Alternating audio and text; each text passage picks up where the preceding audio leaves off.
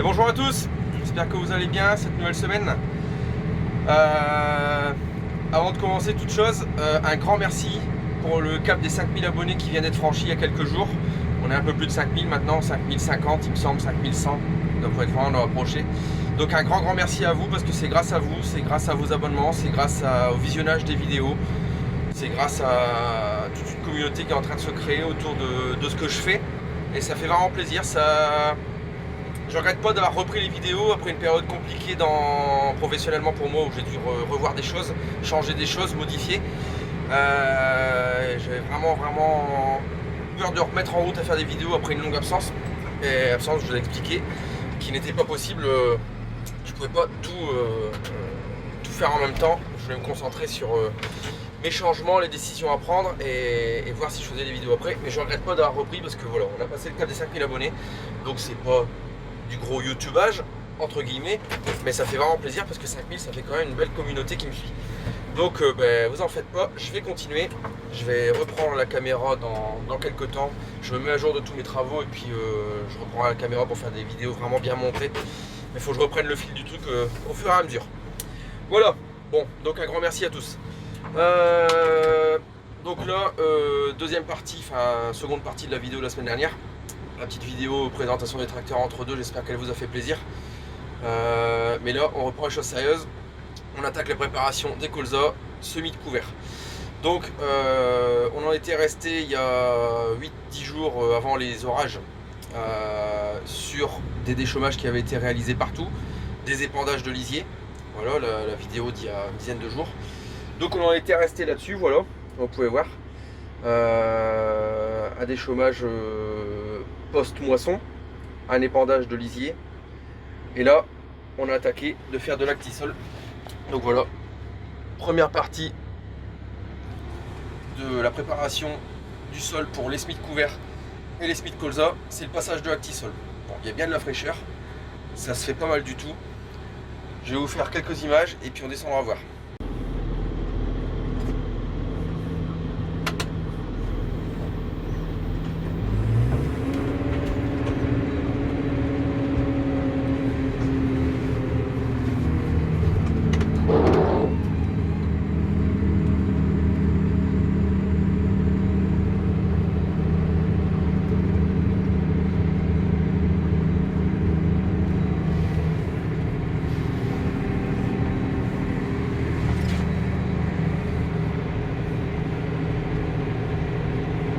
Allez, je vous emmène voir un petit coup dehors ce que ça donne. Alors la technique que je vais employer, ce qui est décidé de faire, c'est donc un passage d'actisol pour donc fissurer, ouvrir un petit peu, fissurer en dessous du travail de sol habituel. Bon, on est entre 15 et 18. Alors, ça sert à rien d'être trop profond non plus, juste fissurer la petite semelle qui peut y avoir pour favoriser un enracinement de mon colza et de mes couverts plus en profondeur, surtout s'il repart à faire sec, pour que les racines puissent descendre facilement et pas avoir de stress hydrique. Donc passage de fissurateur suivi de 1 à 2 passages de smaragd pour faire une préparation assez plane et assez rappuyée et fine comme l'an dernier. Ça a bien marché l'an dernier, je reprends la même technique cette année. S'il avait fait beaucoup plus sec, peut-être que j'aurais employé la rotative, un truc comme ça, mais là avec le smaragd ça va le faire. J'en ai déjà fait une partie hier soir sur l'autre parcelle. Un premier passage, ça s'est bien fait. J'ai fait un deuxième passage complètement dans l'autre sens, dans tout ce qui est argile, pour bien le travailler, bien déjà le préaffiner et pas que ça prenne de sec. Et j'en ferai un deuxième passage ce soir. Ici, on est dans des limons profonds, dans des terres de fond. À voir si un passage ce sera suffisant, ou sinon je ferai un deuxième passage coup sur coup. Enfin, ça aura blanchi une heure entre deux. Un deuxième passage et ce sera prêt. Ici, pas de plan de compagne. L'autre parcelle, plan de compagne, à semer aussi ce soir ou demain. Parce que le semis, on va faire ça dans une journée ou deux. Semis avec le Sky et le N143 du collègue avec les pneus de 800 et on localise un engrais de l'Umitech. Je vous donnerai la formule quand on s'aimera. Allez, on va voir un petit coup sur la...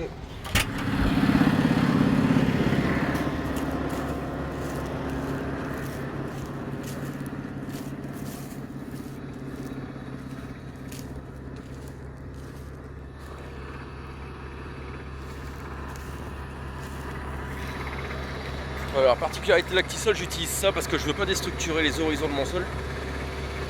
C'est une dent complètement droite là, il y a les petits ailerons. Mais c'est un profil dedans qui n'est fabriqué que par Actisol, qui a été développé par Actisol pendant des années, pour ne pas déstructurer. Ça ne remonte absolument pas à la terre du fond au-dessus. Ça ne fait que fissurer de manière horizontale et un peu comme ça, si vous voulez. Ça soulève pas le sol, ça fissure, ça éclate les horizons du sol sans les déstructurer. C'est-à-dire que toutes les couches de ma terre restent dans le même ordre. Je ne chamboule pas tout. Donc voilà un petit peu ce que ça donne. Alors, vous voyez, on voit pas grand-chose.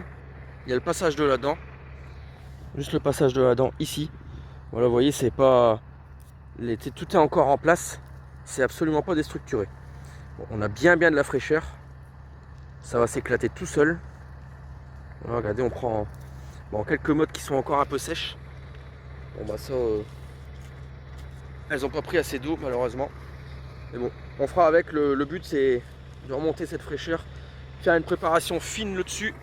Bien rappuyée pour mettre notre graine de colza en espérant que on n'ait pas un mois sans pluie. Je pense que la levée ça va le faire, mais c'est après il faudra un petit peu d'eau quand même.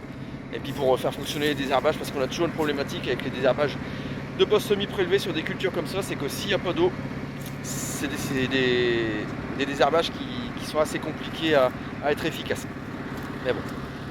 Allez, moi je continue ça et on se retrouve tout à l'heure ou demain avec le smaragd pour la préparation et un peu de semis de couvert. Donc pour le fissurateur, donc le T215, tracteur de tête, bien sûr, sur un gros outil comme le fissurateur, le N serait trop à la peine. Autoguidage RTK, bien sûr. Et regardez au niveau conso, on est relativement sobre, on est sur une conso à l'heure aux alentours de 25 litres. Un débit de chantier instantané de 4 hectares et demi à l'heure, 4,6. Bon, avec moins les demi-tours, ça fait 4 hectares à l'heure. Et on est une conso à l'hectare aux alentours de 5 litres 5. Donc ce qui est relativement raisonnable pour un travail en profondeur comme un fissurateur. C'est vraiment tout passage confondu du premier déchômage, épandage de lisier, fissurateur, préparation de sol semis. Ça va nous faire grosso modo une conso aux alentours de 20 litres à l'hectare pour implanter mon colza. Entre 20 et 25 litres peut-être dans les terres un peu moins bonnes. Allez hop, c'est l'heure du casse-dalle. Ma gentille petite femme a terminé sa tournée d'infirmière. Elle est venue manger avec moi dans les champs pour pas que je perde trop de temps. Allez, à la soupe et on continue après. Bon allez, on est le petit matin, le matin où on va semer. Enfin, le colza, tout est prêt. Il me reste encore une chose à faire avant l'arrivée du semoir. C'est prendre le N avec le smaragd et le delimbe et semer mes plantes compagnes, c'est-à-dire du trèfle. Je vais vous faire voir un petit peu ce que c'est. Je vais semer ça juste avant. Je l'ai pas semé, je devais le semer quelques jours avant, mais les conditions de germination sont tellement propices que ça aurait été trop vite. Donc je sème le matin très tôt pour semer le colza juste dedans après, quoi. C'est parce que je peux pas tout faire en même temps. On a deux trémies sur le semoir, sur le Sky. Une trémie pour le colza et une trémie pour le big bag que vous voyez là pour fertiliser la ligne de semis. Avec donc c'est l'Humitech, un 14-20 plus 4. Donc c'est 14 d'azote, 20 de phosphore et 4 d'oxyde de potasse, oxyde de potassium, qui sera localisé donc à 2 cm de la graine sur le rang de semis. Donc moi il me reste le trèfle, je vais vous montrer un petit peu ce que je vais mettre et la variété de colza et aussi la licia qu'on met pour les méligettes. Voilà. Donc moi je vais semer mon trèfle avec le smaragd. Ce sera une première, c'est un essai. J'ai pas envie d'aller chercher un semoir et machin, j'ai envie de faire tout simple. Et c'est comme ça, si ça marche, ça marche, ça marche pas, on fera autrement l'année prochaine. Allez, je vous montre un petit peu ce que je vais semer. Bon, alors déjà, voilà notre big bag. On a 600 kg de ferti-humi. Voilà ce que ça donne. C'est de l'Humitech. Vous pouvez voir 14, 20 plus 4. Donc 14 d'azote, 20 de phosphore et 4, c'est marqué là. Oxyde de potassium. Voilà. Alors maintenant, mes plantes compagnes. Voilà.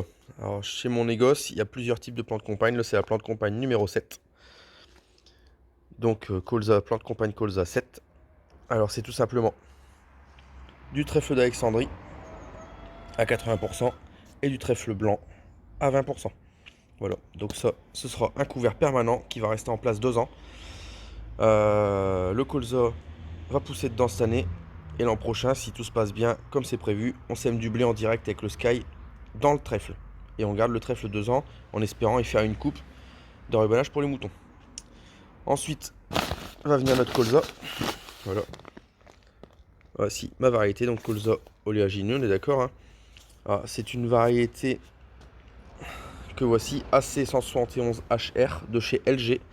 C'est une variété toute nouvelle, elle a été commercialisée pour la première fois que l'an dernier, il me semble. Et j'ai eu la chance de pouvoir l'avoir. Mon technicien s'est débrouillé pour que je puisse l'avoir cette année parce qu'il paraît que c'est vraiment pas mal. Donc on va tester ça. Donc AC171HR de chez LG. Et on y met nos plantes méligètes, enfin de l'Alicia. Voilà, je pense que vous devez connaître une variété de colza, mais très très précoce, qui va faire que les méligètes vont aller d'abord sur cette plante qui sera fleurie une quinzaine de jours avant mon colza, ma vraie variété. Voilà, allez, on va attaquer ça avec le N.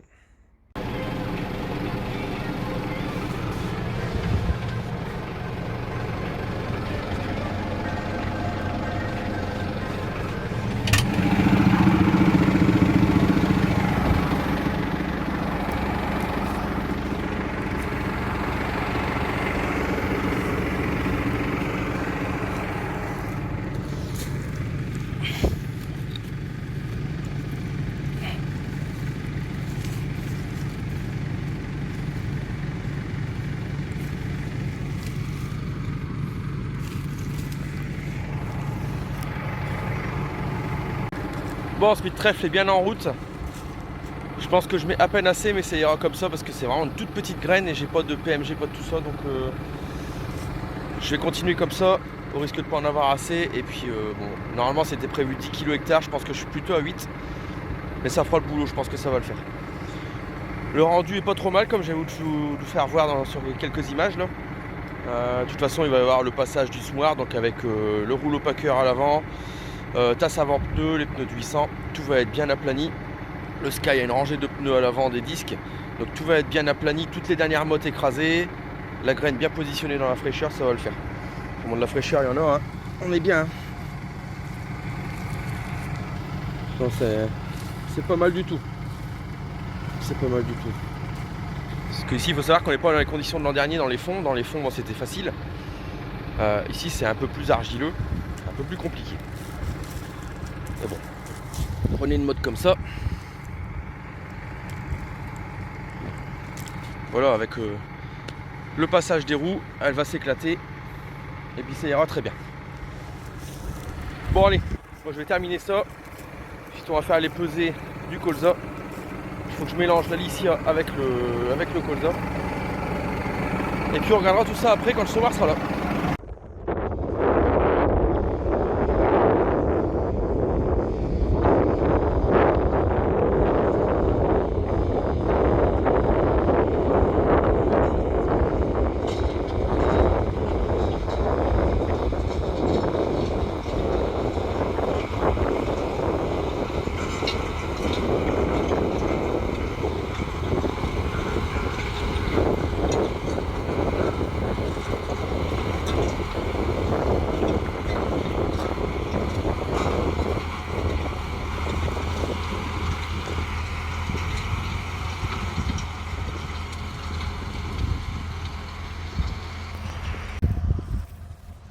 Bon voilà, comme vous voulez le voir, semis en cours, ça y est, on implante la graine de colza, voilà, avec le Smart Sky.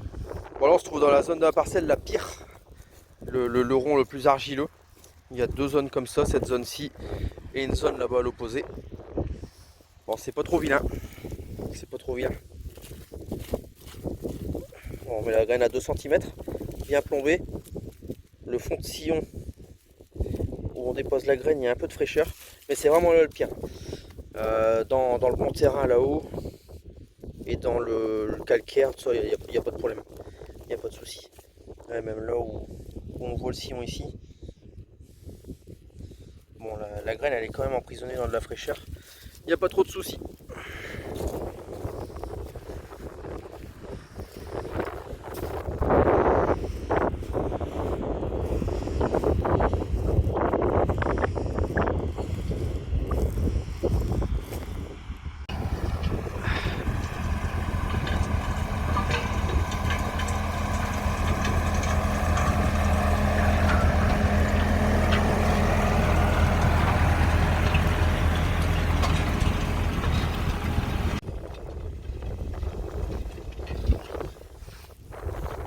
un peu le rendu dans le limon battant en haut de la parcelle.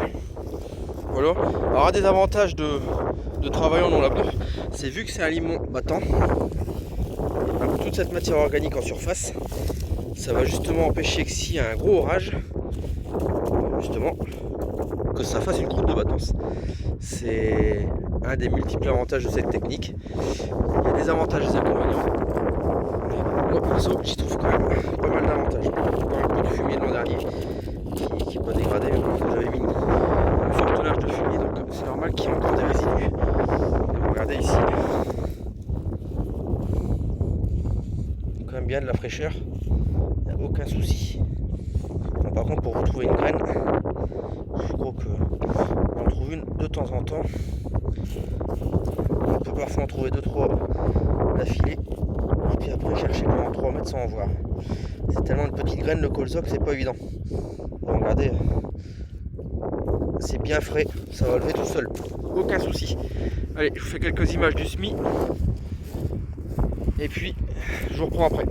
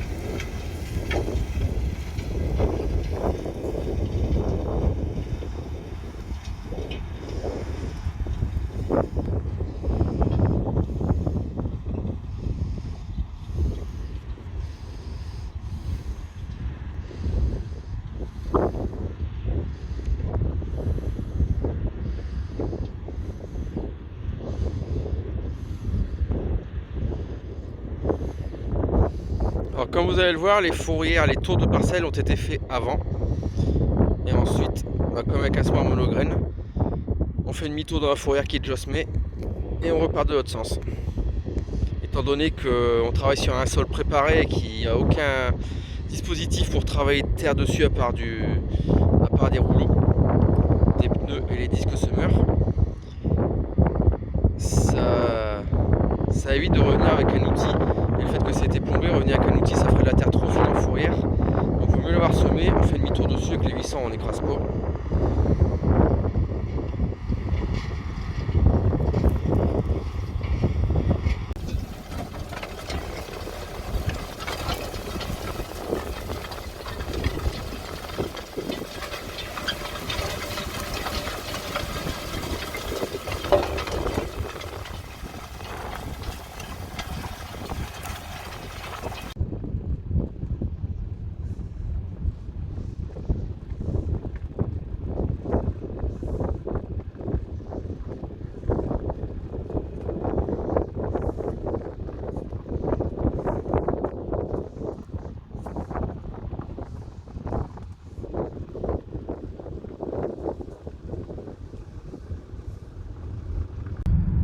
Bon, c'est bien attaqué, la première parcelle est presque terminée, ça se passe pas trop mal, mis à part dans l'argile où c'est quelques graines dans le bief, mais rien de méchant.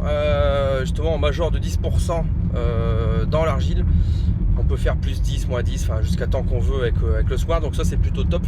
Ce qui fait que quand il arrive dans la zone un peu plus argileuse, il met plus 10% dans le boîtier, donc ce qui fait qu'on passe aux alentours de 30 grains de base mètre carré à quasiment 33-34 grains mètre carré.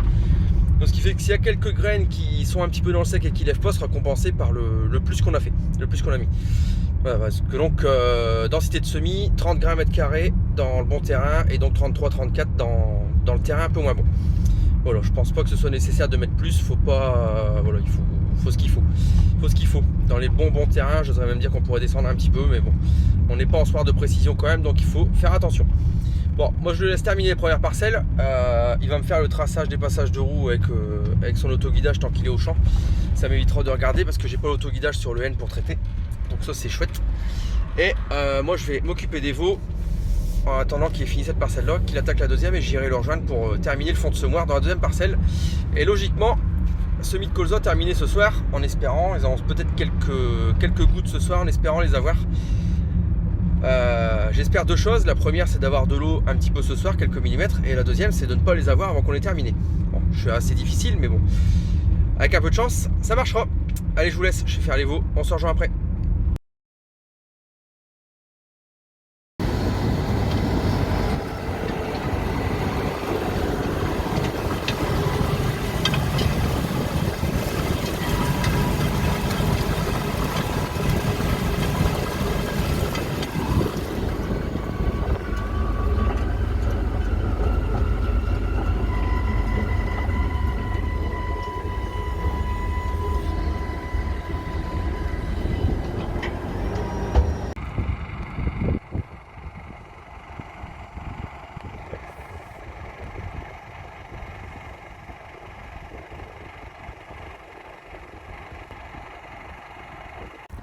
Bon, on se trouve 24 heures après le semis du colza. On est le soir, vraiment fin de journée, toute fin de journée. Et je suis, voilà, avec le N et le pulvé pour faire le désherbage. Alors colza, c'est désherbage post-semis prélevé. Donc tout de suite sur le semis. Bon, hier j'ai pas pu le faire, bon il était tard. Ce matin, les conditions n'étaient pas idéales. Je vais le faire ce soir, comme ça avec la fraîcheur du sol qui va remonter un peu par capillarité pendant la nuit.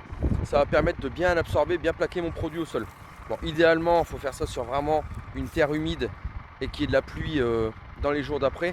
Malheureusement, il n'y a pas de précipitation d'annoncé. On n'en a pas eu hier soir. Et bon, il y a encore de la fraîcheur au sol. On va le faire ce soir. Et puis, on arrive quand même presque en septembre. Les nuits sont plus fraîches. Il y a de l'humidité qui va remonter et je pense que ça va faire le job. À surveiller.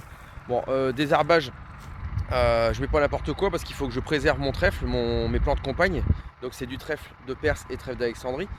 Trèfle blanc et trèfle d'Alexandrie, pardon. Donc hors de question de faire quoi que ce soit comme désherbage. C'est un désherbage spécifique, des produits spécifiques pour ne pas impacter mes plants de compagne. Voilà. Bon, et ben écoutez, moi je vais vous laisser là-dessus. Je vais faire ma pulvée. Et puis je vous dis à bientôt pour une prochaine vidéo. Allez, salut, bon week-end à tous.